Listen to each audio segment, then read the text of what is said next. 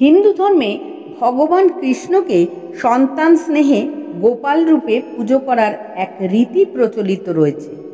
বলা হয়ে থাকে এই গোপালের মূর্তি পরিবারে সমৃদ্ধি নিয়ে আসে, পাশাপাশি পরিবারের সন্তানদের সুস্থ রাখতে এবং সংসারে সুখ ও সমৃদ্ধি বজায় রাখতে ভগবান কৃষ্ণকে গোপাল রূপে আরাধনা করা হয়। বন্ধুরা, আজ আমরা আমাদের এই ভিডিওতে জানাবো সেই গোপালের এক শক্তিশালী মন্ত্রের কথা, যে মন্ত্রটি প্রতিদিন মাত্র 21 বার শ্রবণ করলে গোপাল তথা ভগবান কৃষ্ণের আশীর্বাদে সুখ সমৃদ্ধি ও সৌভাগ্য লাভ করবেন আপনি খুব তাড়াতাড়ি। বন্ধুরা, যেহেতু গোপাল হলেন ভগবান কৃষ্ণের বাল্যরূপ এবং শিশুরা যেহেতু অল্পতেই খুব তাড়াতাড়ি সন্তুষ্ট হয়, তাই গোপালের আশীর্বাদে খুব তাড়াতাড়ি পরিবারে সুখ ও সমৃদ্ধি পেতে আর মনের যে কোনো ইচ্ছা পূরণ করতে আমাদের এই ভিডিওতে দেওয়া গোপালের সেই শক্তিশালী মন্ত্রটি মাত্র 21 বার ভক্তি ভরে শ্রবণ করুন। পাশাপাশি এই মন্ত্রটি নিয়মিত শ্রবণে সন্তান ধারণে অক্ষম ব্যক্তিকেও সুস্থ সন্তানের প্রতিশ্রুতি দিয়ে থাকে এবং নিরাপদ বংশ নিশ্চিত করে। এই মন্ত্র পরিবারের সন্তানদেরও সুস্বাস্থ্য ও আশীর্বাদ প্রদান করে। তাই আর কথা না বাড়িয়ে আমরা এবার পাঠ করতে চলেছি গোপালের সেই শক্তিশালী মন্ত্রটি। আপনারা ভক্তি ভরে শ্রবণ করুন। ওম দেবকী সুতা গোবিন্দা বাসুদেব জগৎপতে দেহি মে তনয়ং কৃষ্ণ ত্বমহং শরণং গতঃ।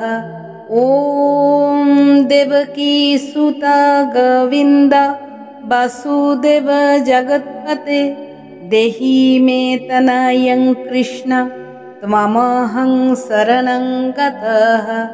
ওম দেবকী সুতা গোবিন্দা বাসুদেব জগৎপতে দেহি মে তনয়ং কৃষ্ণ ত্বমহং শরণং গতঃ।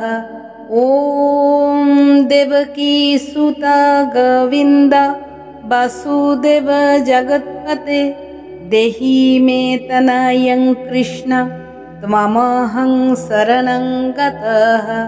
ওম দেবকী সুতা গোবিন্দা বাসুদেব জগৎপতে দেহি মে তনয়ং কৃষ্ণ ত্বমহং শরণং গতঃ।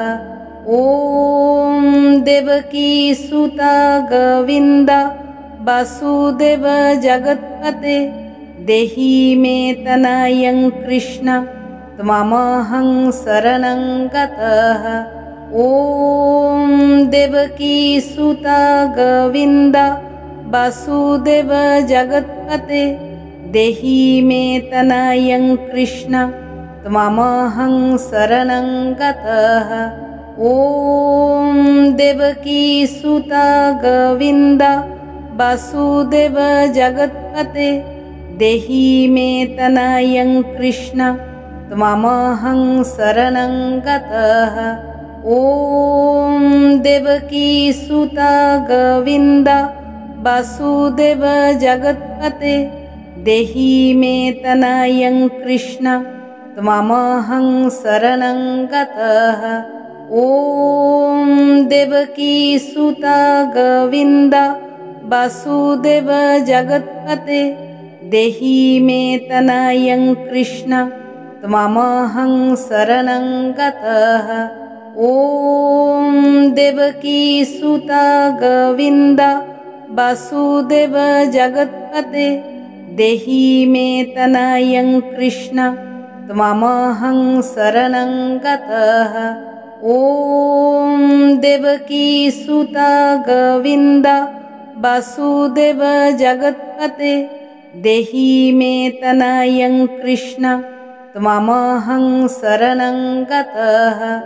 ওম দেবকী সুতা গোবিন্দা বাসুদেব জগৎপতে দেহি মে তনয়ং কৃষ্ণ ত্বমহং শরণং গতঃ। ॐ देवकी सुता गोविन्द वासुदेव जगत्पते देहि मे तनयं कृष्ण त्वमहं शरणं गतः। ॐ देवकी सुता गोविन्द वासुदेव जगत्पते देहि मे तनयं कृष्ण त्वमहं शरणं गतः। ॐ देवकी सुता गोविन्द वासुदेव जगत्पते देहि मे तनयं कृष्ण त्वमहं शरणं गतः। ॐ देवकी सुता गोविन्द वासुदेव जगत्पते देहि मे तनयं कृष्ण त्वमहं शरणं गतः। ॐ देवकी सुता गोविन्द वासुदेव जगत्पते देहि मे तनयं कृष्ण त्वमहं शरणं गतः। ॐ देवकी सुता गोविन्द वासुदेव जगत्पते देहि मे तनयं कृष्ण त्वमहं शरणं गतः। ॐ देवकी सुता गोविन्द वासुदेव जगत्पते देहि मे तनयं कृष्ण त्वमहं शरणं गतः।